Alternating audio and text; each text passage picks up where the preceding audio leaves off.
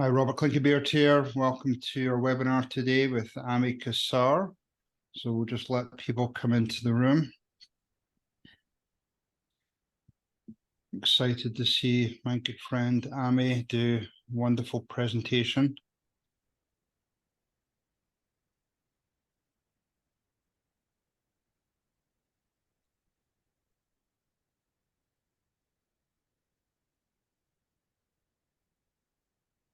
Ami, I always love to see you smiling. It's a great picture of you. Been doing enough smiling the last 2.5 weeks. So No, I can understand. Thanks for reminding me to smile. So yes, yeah, I can only imagine what you're going through. Hello, everybody. Welcome.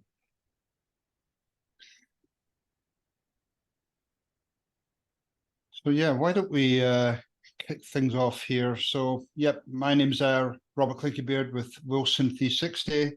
Really excited today to be joined by Ami Kassar.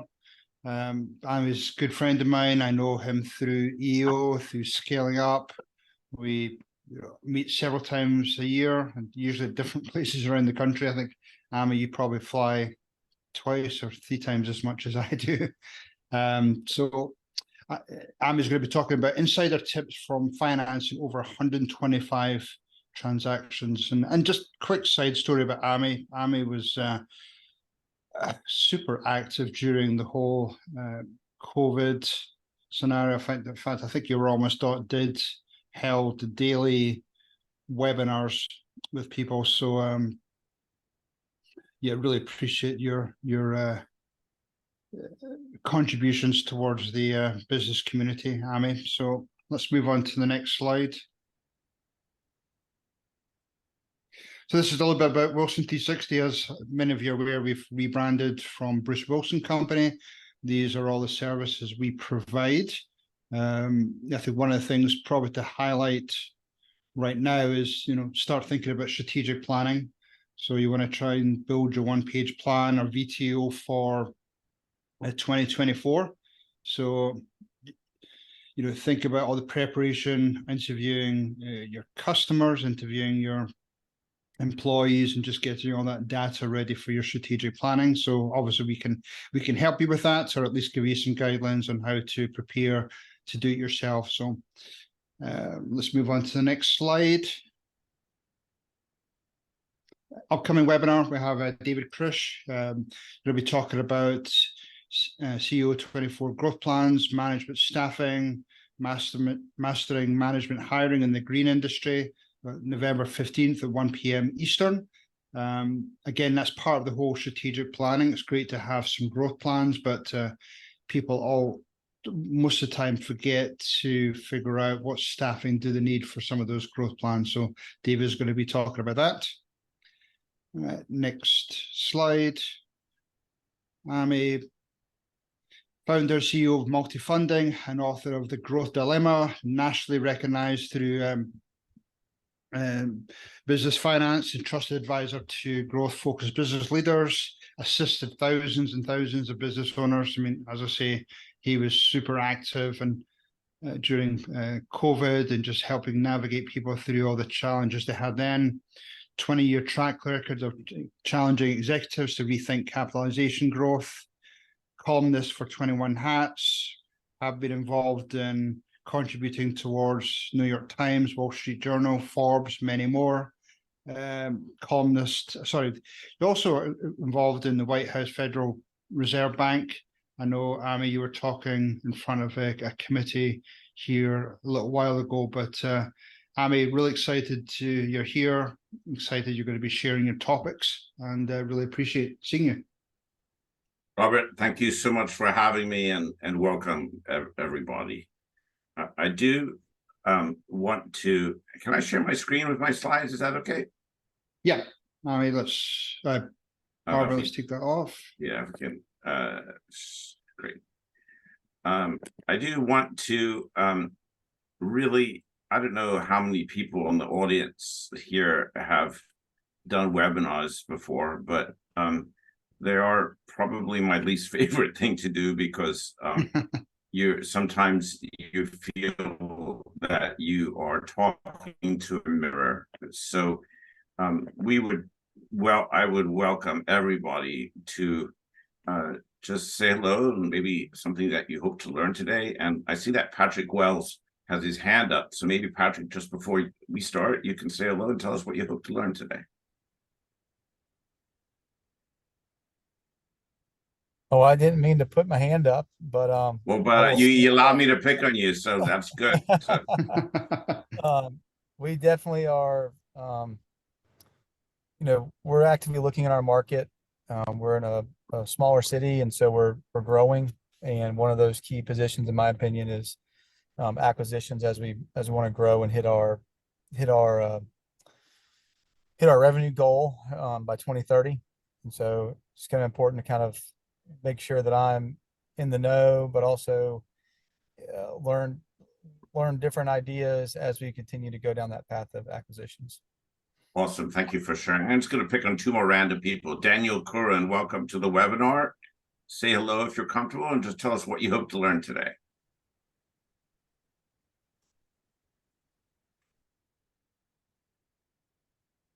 Hey, sorry, I couldn't find the unmute button. I've sat in on a couple of your webinars before and always enjoyed them. So kind of similar to last guy in regards to just looking at growth, acquisition opportunities, and how to fund that. Great. Thanks so much. Pam Hill, say hello, please, if you're comfortable.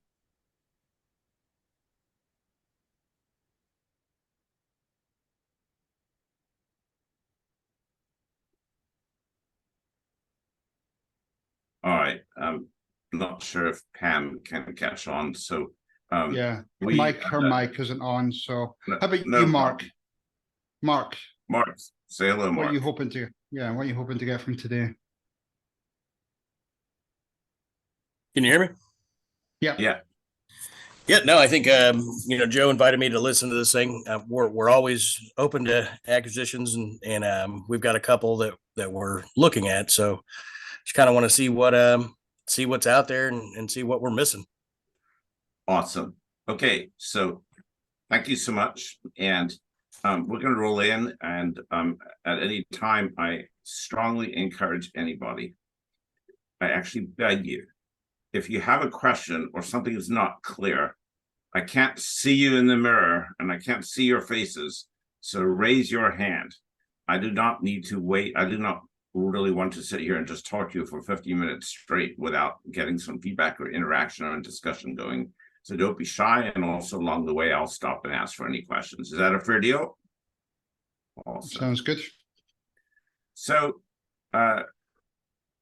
I think it's always fun to put things in perspective. And as we talk about funding and all these different choices and how to do things, this was GoFundMe back in 1989. And actually, particularly this image is particularly applicable for this group. So just hopefully give everyone a little smile and get the ball rolling. Robert, thank you for sharing the feedback. I started multi-funding 14 years ago, and we've been at it very, very soon. And we are proud of our latest report card that just came out a week or two ago, which compares our work. We don't exclusively do SBA a lot, but we do SBA lending as a big part of our business. And this compares our track record on SBA lending last fiscal year compared to all of the biggest banks in America. So, and we do that with 12 people.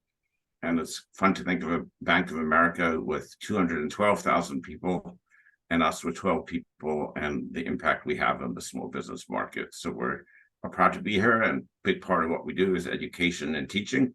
So thank you so much for having me, Robert, and for your support throughout the years.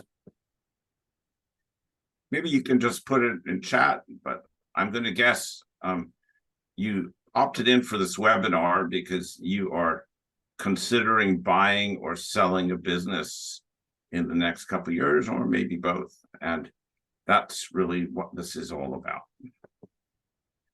And irrespective of whether you're on the buy side or the sales side of a particular transaction, I think it's relevant to think about, understand maybe some of the issues the other side is working on or thinking about.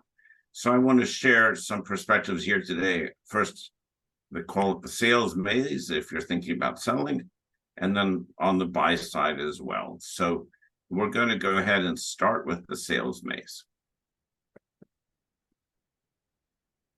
I would imagine that most of you on here have gotten calls. Most business owners and entrepreneurs get calls over the years from cold calls from private equity firms who are looking and would like to buy your business. And my advice to you is don't, if you want to sell your business, there's a process and a proper way to do it. But usually, if you start by taking their call and go down their path that they then feel that they control, it's usually not going to end in the best and optimal way for you. So if you want to sell, get the right advisors and get the right team around you. But that doesn't necessarily start because some random private equity firm cold called you and said, I'd like to buy your company. There's ultimately, I believe, a private equity myth. What they really do is they lever up the companies. And I would say to you, if you are thinking about selling to private equity, you have to think about why. There could be legitimate reasons. There's to be enough money at the closing table for you, but private equity stories don't always end well. And so I think you have to keep this into consideration. Want to sell? Start with a cold shower.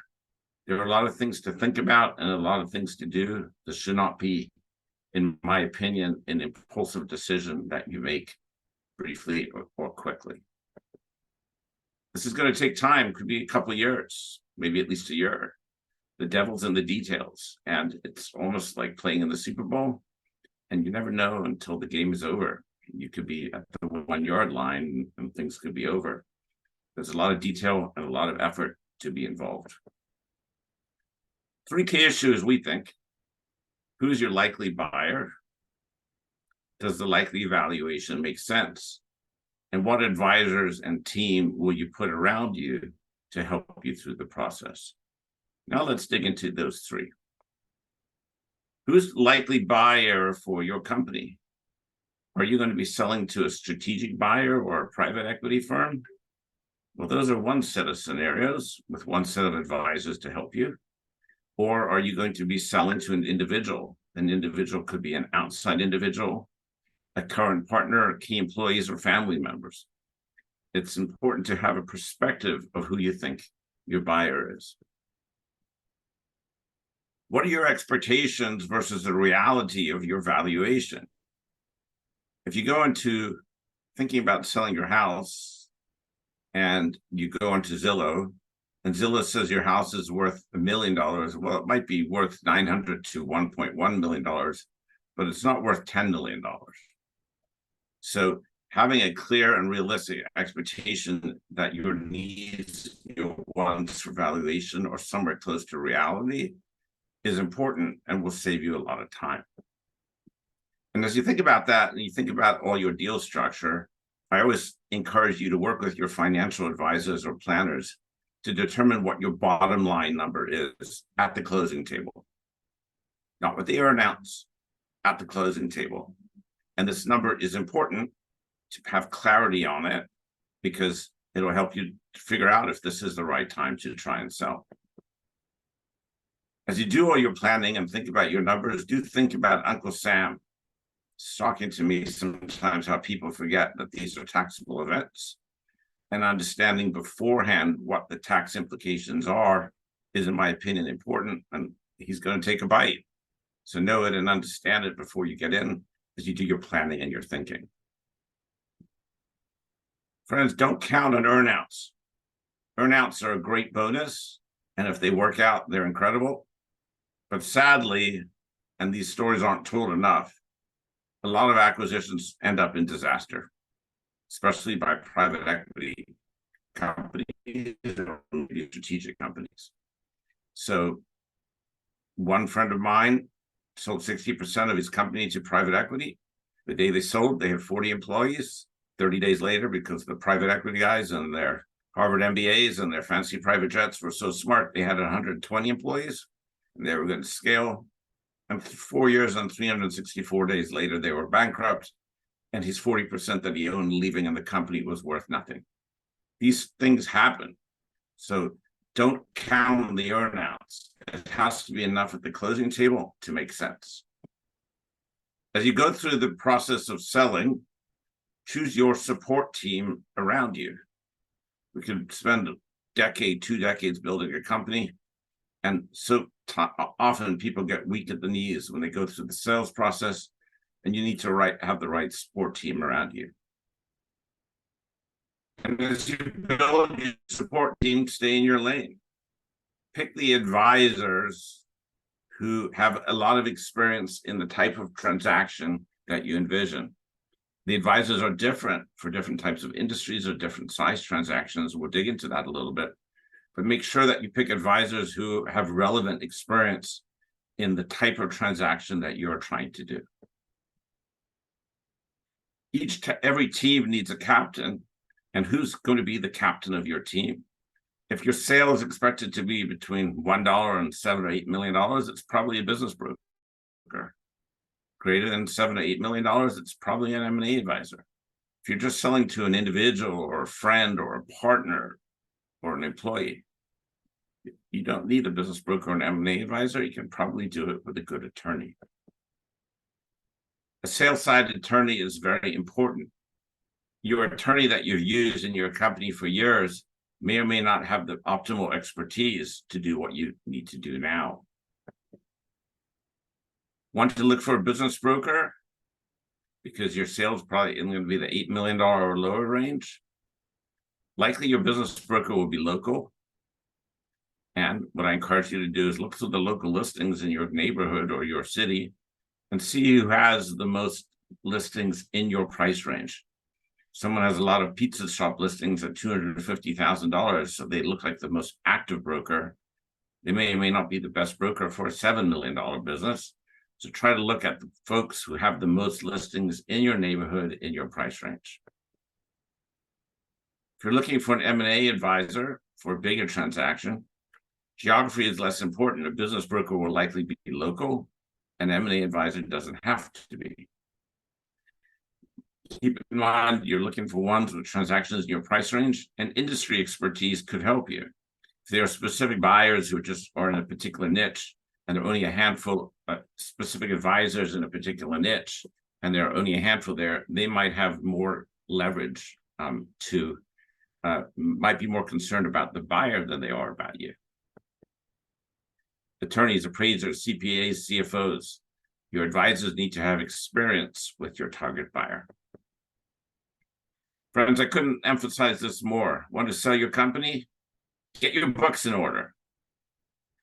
We see more deals fall apart because of messy accounting and bookkeeping from the perspective of the seller. Clean, clear books, updated and current tax records are super important. No one likes to pay Uncle Sam, but commingling funds and pushing a lot of personal expenses through your business will catch up with you when it comes to sale on your valuation. So keep in mind that saving $1 today could cost you dearly later. Work with your lawyers and choose the structure of your transaction, whether it's stock or asset or real estate. Depending who your buyer is, they will have different financing tools available to them. If you're selling to an individual, it's one set of tools. And if you're selling to private equity or strategic buyers, it's another. If you're selling to an individual, there's a good chance they're going to try to leverage the U.S. Small Business Administration loan to help with the transaction. And I want to just take a minute and debunk a couple of the big myths about SBA loans. First myth is, does the SBA lend money? People get confused all the time. The only time the SBA actually lends money is with the EIDL program. But in the ordinary course of business, the SBA is providing guarantees to encourage banks and some non-bank lenders to make riskier loans than they otherwise would.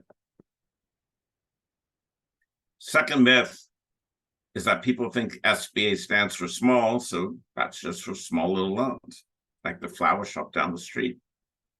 And while I have seen SBA loans for as small as $1,000, you can get up to $5 million for partner buyouts, working capital, growth capital acquisitions. And if it's an owner-occupied real estate project, you can go to 12.8. And if you slap a solar panel on that sucker and call it green, you can go to 25.6. Just to clarify, though, that SBA loans are only for owner-occupied real estate. You have to run your business out of at least 51% of it for it to work. And the third place people get butchered up is they feel like they're not qualified for an SBA loan according to your bank, and therefore you're out. Keep in mind that banks interpret the program differently and use it differently. And just because your bank tells you no, or your friend had a bad experience that you think it's going to be bad for you, that's not the case. There are really 100 lenders in the country who are really good at SBA lending. And you just have to make sure you're at the right one and getting the right information.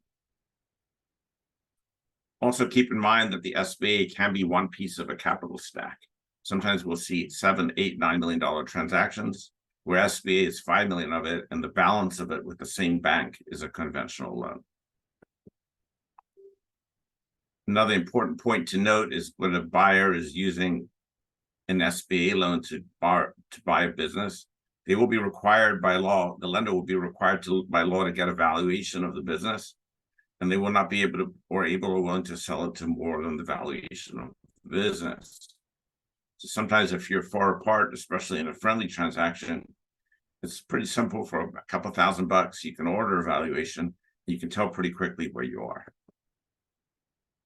If you have employees that you would like to buy your business, there are tools, especially if you start giving them some phantom stock up to 2 years before, you will then be able to sell them the balance of the business more as a partner buyout, and they will be able to do that with 0% down. There are partner buyout rules. We've all most likely have had partnerships over the years that haven't gone great. You can also use an SBA loan to buy out a partner, and that partner can do it with 0% down. Sometimes there are family conflicts as well. Sometimes if you have one child in the business, people use an SBA loan to let that child buy the business now so that it's clear they own it 100%. And that there's no conflicts or problems in the estate later. Robert, I have 2 more slides in this division, then we're going to take your question. ESOPs are also available, although it's not a real area that I have a lot of expertise in, so I don't like to talk about it much. And when you're selling to a strategic buyer or a private equity firm, they will have different issues and much more financing flexibility available to them than, say, an individual will. And here's we'll provide this in the slides, whoever wants it. It's a sales cycle infographic of the sales cycle that we've developed. Robert, your question, please. Yeah, talk through, I know there's more and more creative deals out there, obviously with the SBA interest rates being really high, and a lot of people are trying to use maybe some seller financing, seeing if SBA can tie in with that for the balance of that. How does that work in terms of, or is that a possible mix? Doing some seller financing? There is a possible mix. What I always encourage people, look, rates are high now, Robert, and I'm actually in the next little bit, I'm going to give you an example of comparing an SBA option to a non-SBA option.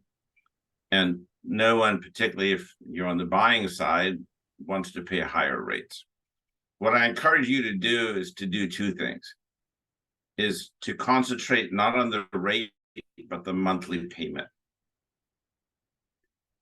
Okay. So would you rather pay an extra 2 points to have a payment that's several $1,000s a month less? Financing strategy is about flexibility.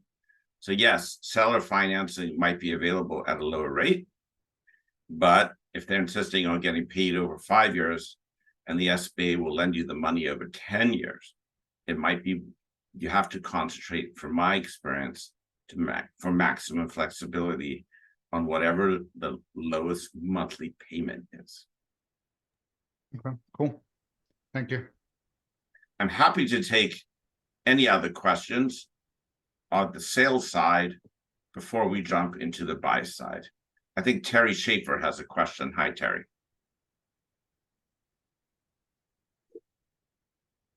Here we go. All right. Can you hear me? Sure. Yep. Hey, how's it going? We've been in business 30 years, 50-50 stock ownership with another guy, running everything, every kind of scenario through my head because, while we're looking maybe 5 to 10 years to possibly sell, there's always maybe one person that may want to get out in advance. Have you ever ran into a situation where a partner will not accept being bought out, say by the other one, yet that other guy wants to leave? I know it's probably not very attractive, obviously, to someone to buy 50% stock in a company because you want 60, right? You want to be a majority. Have you ever run into anything like that? Well, why don't you just buy out? Why don't you buy out the partner now? Well, that was the next part. The partner refuses to be bought out. You'd like to get out and he refuses to get bought out. Is that it? Yeah, yes, that would be the scenario I'm talking about. Yes, sir. So why haven't you asked him if he wants to buy you out? Well, I have not done that yet. And I know I'm saying hypothetically, but it has crossed my mind, and it's not, I'm not looking to do that right now. I'd say maybe within the 5 years. So I want to pursue a few other things. But I'm just kind of hypothetically, again, I don't know your numbers or your valuation. Okay, so this tool may or may not be way off in your price range, but you could order an appraisal of your business. And if the numbers feel right to you and you've had enough of this guy, you could say, here it is, I'll take half. Sure. Yeah, our last evaluation I had done were valued at about 8 million. Okay, so theoretically, just so you know, if you're valued at 8 million, sure, and you own half, if he wanted to, he could borrow 4 from an SBA with no money down or out of his pocket, sure, and buy you out. Okay, that's fair enough. Yeah, like I said, I'm just kind of running all kinds of different scenarios through my head, and when it comes time to do it, I'm going to do it right. We've invested 30 years into this company, so when I do exit or be bought, I want to make sure and do it right. So, but very important. So there you go. Thank you. Any other questions? Please don't be shy, folks. Just raise your hand or raise your voice, either way, or put it in the chat.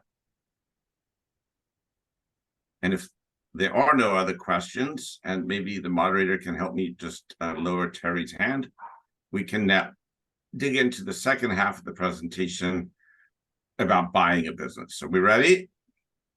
Robert, Yep, anything else? No, right. I think you're good to go. Other side of the coin, friends, you want to buy a business. What do you want to do? What are your goals? Take a step back. What is it you are trying to accomplish with the business you are trying to buy? There is, I believe, a diversification paradox. Are you trying to buy a business to make your current business stronger and bigger and better? Or are you trying to buy a business just to mix it up and to have your foot in something completely different and diversify? Almost reminds me of the people who owned hotels or gyms in COVID. And if it's all you owned, suddenly you were in serious trouble. Ties to, we have a system called Entreptypes where we give each, it's like a Myers-Briggs for entrepreneurs. Sometimes they are serial entrepreneurs who love to have their hands in many different businesses over the years.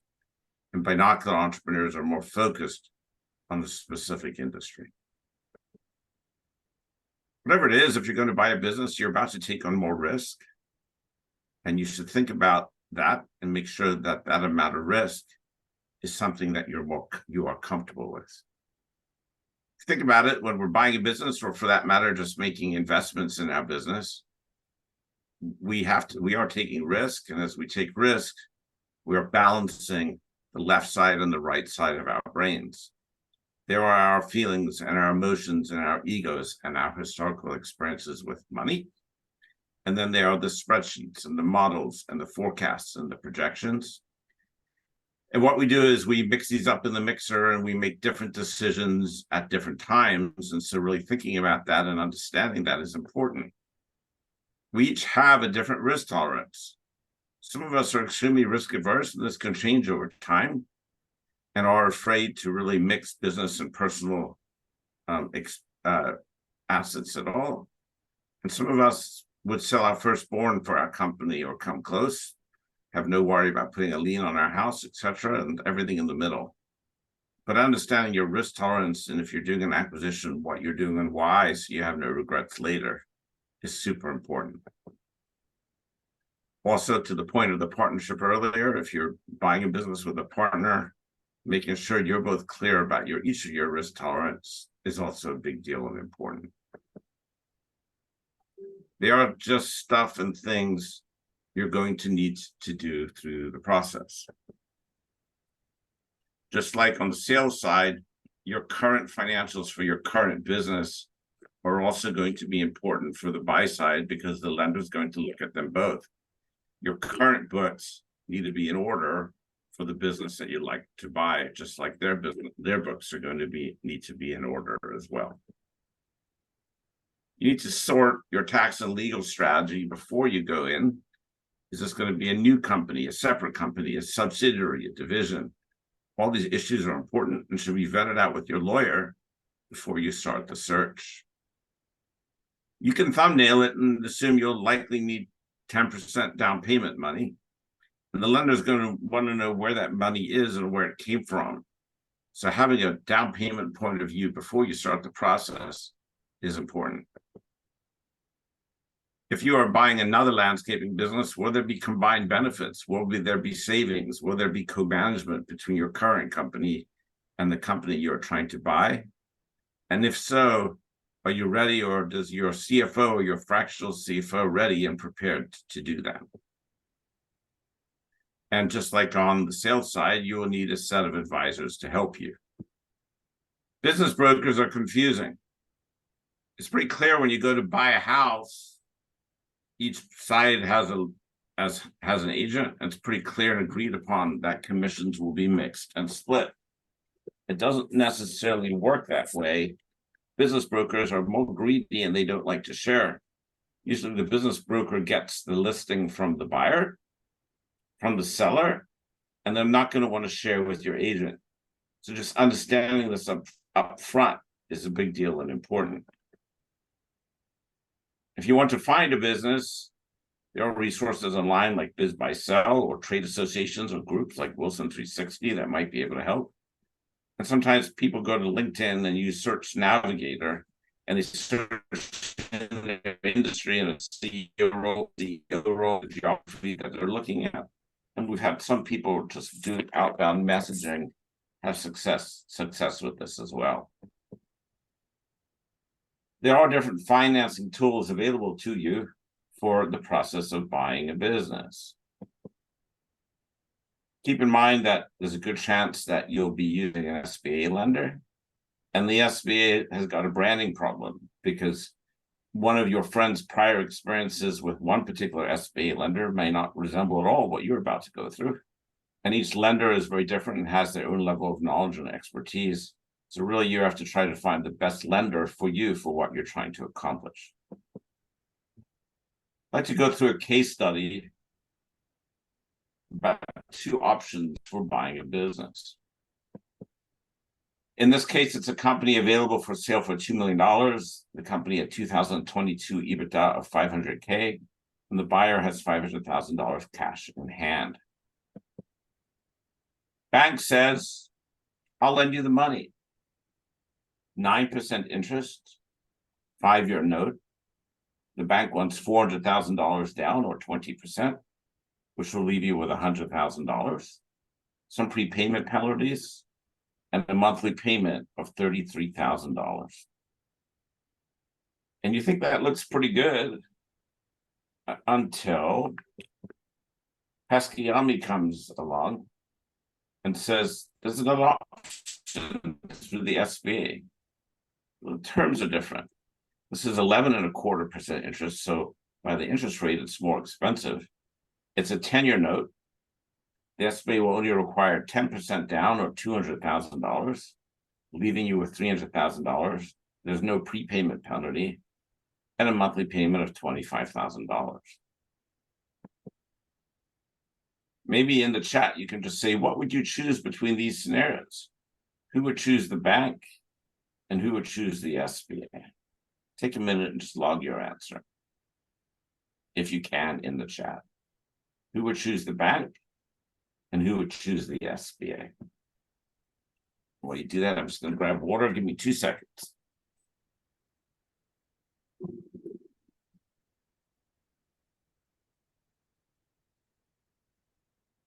I don't see any I see one response in the chat, and the one chat we've got one bank and one SBA. Terry, what's your reason for picking the bank? If you don't mind sharing. You hear me? Yeah. I mean, shorter loan term, higher payment, but you're gonna be paying less interest over the long term, I'm guessing. Okay. And Robert, what's your logic for picking the SBA? I like less payment down, and then less obviously monthly payments, knowing that I would probably refinance maybe in 2 or 3 years when rates come down.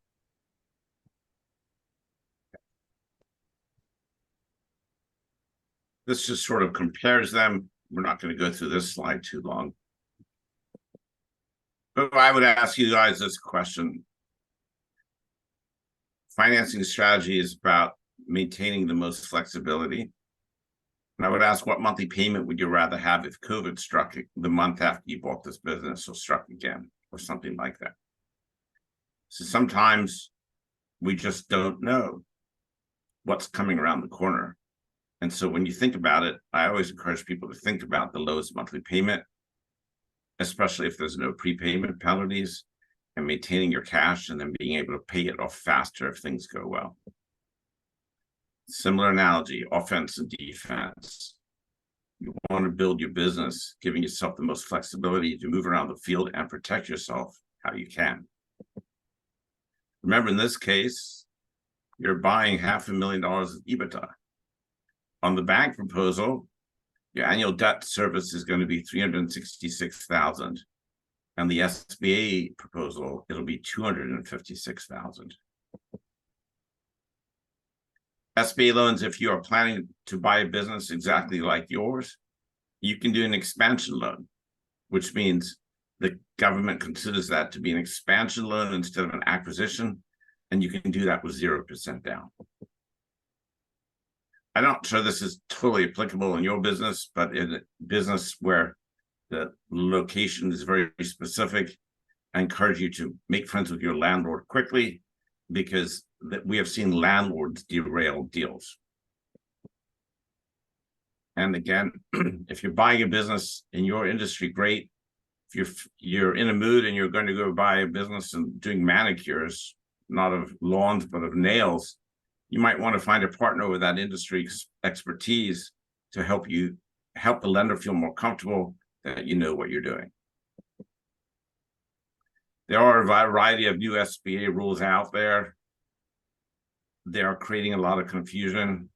And as we get clarity on them, we'll be updating our communities about them over the next few months. Major changes are underway. I don't think they're particularly for the better, but we will be but the changes don't matter unless the lenders start to actually do them. And we'll be keeping everyone up to date about that. Like everything in life, the devil's in the detail. There's landlord issues, seller tax issues, property title issues, life insurance, and hold tight for a process that will take some time and get you through it. Robert, I'd love to open the floor to any questions people have. Don't be shy. Yep, so either take yourself off mic or put your hand up. You here's Strauss slides if anyone wants them. Or Robert, you want me to just take this down? You can share it with everybody. Yeah, we'll do that. I mean, I'm going to jump in with a couple of questions. How important is it when you're, I suppose, more selling, but I suppose it comes into buying as well, the importance of either reviewed or audited financials or quality of earnings? It really depends on the size of the transaction. We don't see those in SBA transactions, but in bigger, call it $10 million plus transactions, it's a good idea. So you should do that if you were, for example, selling. I mean, how soon should you do before selling? Like a year, a couple of years? I mean, at least starting a year before, if you think the transaction is going to be north of $10 million, it's probably a good idea. Right. People don't want to pay for it, but it just shows a cleaner story. And you can hand that, or you've got to review an audit or QE. It should make the buyer, you would feel more comfortable if you were buying that business with that. Right. Again, I'm going to ask a couple more questions since people are being shy. Hey, come on, Robert. I didn't think your peeps would be shy. What's going on here? I know, Daniel, you need to jump in here. You're wicked smart here. When people often just focus so much on the deal, the financing of the deal and the structure of it, that they often forget about working capital, or maybe they've overlooked some of the assets within the business that perhaps need to be replaced or updated, and obviously that tightens up cash within the first 3 to 6 months. Talk to me about what you've seen out there. We've done that, and we often encourage our borrowers to get a working capital line, because those first few months can be hard, especially if the seller has taken the receivables with them, right? And so that is an important consideration, and you should factor that into your projections and your models. And is that with the bank you're currently working with to Well, it should be with the bank. The bank that's going to finance the transaction should be, if they know what they're doing, thinking about your working capital requirements for the first 3 to 6 months. Cool. So sometimes to get a line or to adjust your current line to make sure it's going to cover both is important. Okay. Daniel Curran asked us about the expansion loans. So Daniel, it's pretty clear, though, not every lender knows about this. So you have to find a lender that does, or we can help you if you want. But if you are buying a business that's essentially does exactly what yours does, it's just purely an expansion, or is like 95% like yours, the lender is authorized to do that in SBA rules with no money down. And so you could literally use 100% leverage to buy that business.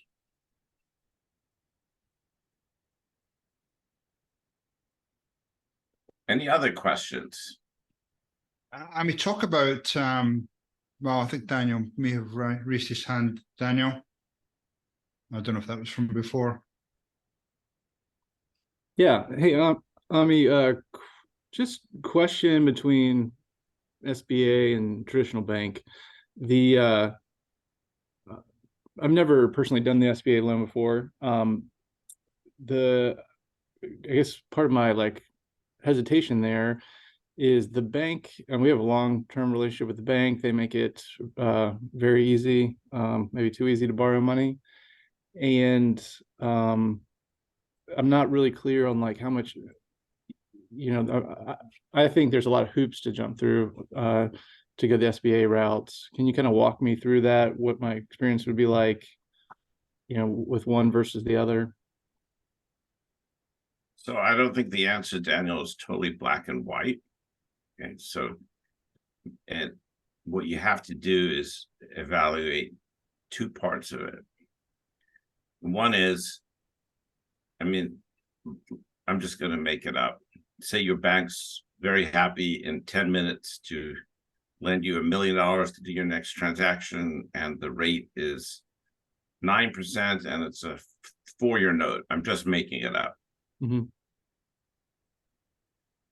but the SBA would be willing to do it at 10.5% over 10 years. So your monthly payment will be substantially lower. Then, but the SBA, because your current bank may or may not be good at SBA loans, they're certainly not talking to you about them. It's going to take you a couple extra weeks to do it. Is it worth that pain for the delta in savings? So SBA lending with someone who is really good at it, it's not going to be a bit of a pain, but it doesn't have to be arduous. But it really depends on what you're comparing it to. I always say that almost always there's more than one way to skin a cat. And while the SBA may or may not be the best thing for you, a lot of it depends on your overall situation. It's always worth it to get a different point of view about a different way to do it, and then stare at those options and understand the pros and cons before you decide what's best for you. So I wouldn't just rule it out. And I also think people have loyalty to banks, which I understand. But sometimes you just got to do a health check and make sure that what made sense to you a year or two ago still makes sense for you today. Mm-hmm. Thanks. That's what I was looking for. I hope that helps. So yeah, it's not like I'm not here saying SBA is absolutely better. That would be a foolish thing to say. I'm saying always wise to get a second opinion, a second option, a second way to look at the problem. And then you can decide whatever it is you want to do. But talking about that, I mean, people will naturally go to their bank to look for the SBA option, and maybe they say yes or no. But what other options should they go through? I mean, obviously your firm would offer advice. I mean, is there other banks they should look at locally? How should people look at? Look, it's always good to get a couple of different opinions. But the best bank for your situation may no longer be in your neighborhood. So, like in our work, 90 to 95% of the time, the borrower and the lender actually never physically meet each other anymore. And so your best bank for you no longer has to be in your neighborhood. And so getting a couple of different opinions and points of view is super helpful, I think.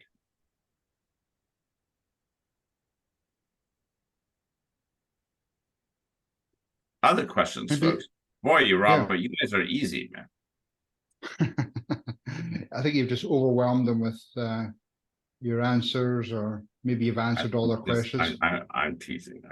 You know that. Talk to me about building a team around. If you're, for example, going out and buying one or two businesses over the next 12, 18 months, what is sort of your advisory type team that would best help you through that process? A good lawyer, a good accountant, a lawyer who's got experience of buying, a good lender or a good lending advisor, a good business broker, if that's the type of how you're going to find those businesses, or somebody in the know for the businesses to type of sale for you. A tax person, a tax attorney, maybe, to make sure you're understanding any tax issues or considerations. These are the type of people that I think you want around you to help you. Okay. Yep. I agree with that. Anybody else have any questions? Mark, Kurt, Patrick, Terry, any parting Mark has asked us, questions? what do you do in making acquisition in the form of an asset purchase, but the seller is overvaluing their assets? You've got a problem. I don't know if there's an exact answer to that. You have to think through the tax, any back-end tax implications to yourself, and some of that might structure you're buying it in, and it might depend on what the lender wants. So, Mark, I'm sorry for, again, giving you vague answers, but I think you got a problem and you got to nip that in the bud, and you got to pretty quickly see if your lawyer or your CPA has a way around it to avoid the problem, and talk to your lender about it. But you might have a problem there.